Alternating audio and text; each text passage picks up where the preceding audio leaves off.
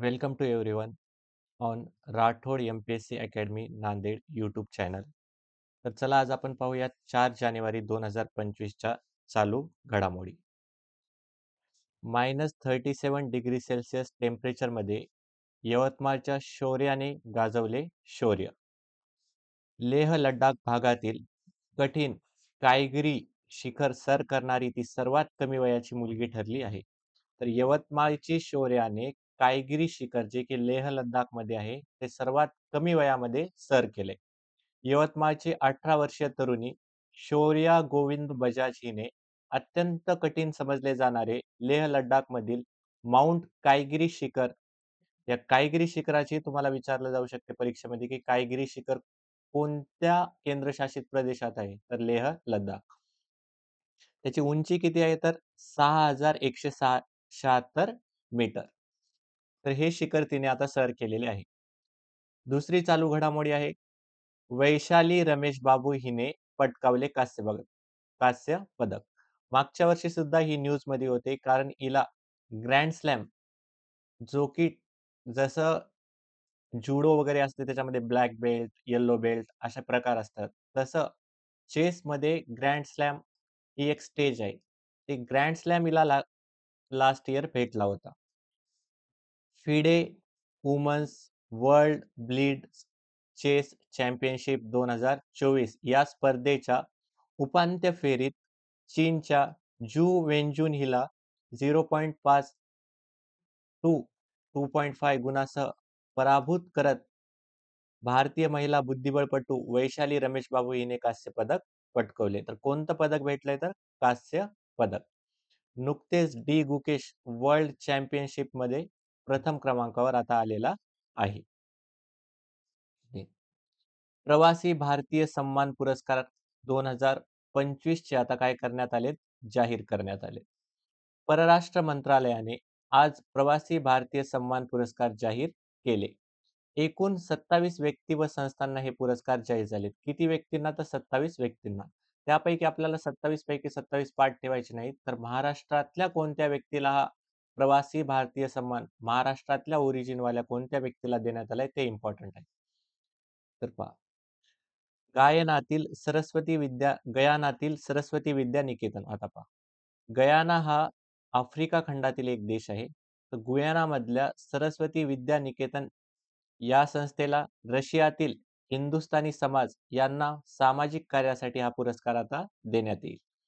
याशिवाय ऑस्ट्रेलियातले प्राध्यापक अजय राणे महाराष्ट्र ओरिजिन, फिजीतले स्वामी संयुक्तानंद, सिंगापूरमधले अतुल टेंभुर्णीकर यांच्यासह इतर मान्यवरांचा समावेश आहे. अतुल टेंभुर्णीकर व अजय राणे यांना तुम्ही लक्षात ठेवा कारण ते देशासहित विचारले जाऊ शकतात. 8 ते 10 जानेवारी दरम्यान ओडिसातील कुठल्या सिटीमध्ये? भुवनेश्वरमध्ये.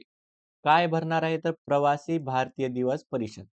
गांधीजी जेव्हा साऊथ आफ्रिकेमधून लढा देऊन भारतामध्ये लढा देण्यासाठी आले, त्या तारखेला भारतीय प्रवासी दिवस साजरा केला जातो. तर पहा 9 जानेवारीला हा साजरा केला जातो.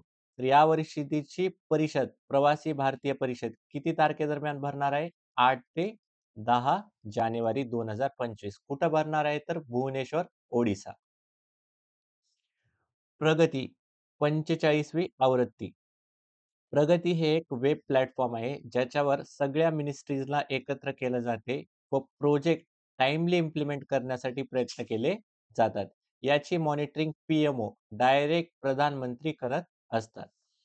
नरेंद्र मोदींनी प्रगतीच्या 45व्या आवृत्तीचे अध्यक्षपद भूषवले, जो सक्रिय प्रशासन व वेळेवर अंमलबजावणीसाठीचा एक व्यासपीठ आहे. प्लॅटफॉर्म म्हणजे व्यासपीठ कशासाठी आहे? तर ऍक्टिव्हली गव्हर्नन्स आणि टाइमली इम्प्लिमेंटेशन या दोन घटकावर. वेळेत काम झालं पाहिजे आणि सुव्यवस्थित आणि पारदर्शकपणे काम झालं पाहिजे. 6 मेट्रो प्रकल्प, 1 रस्ता जोडणी व 1 औष्णिक ऊर्जा प्रकल्पासह 1,00,000 कोटीहून अधिक किमतीच्या 8 मोठ्या प्रकल्पांचा 45व्या आवृत्तीमध्ये काय घेण्यात आलेला आहे? आढावा.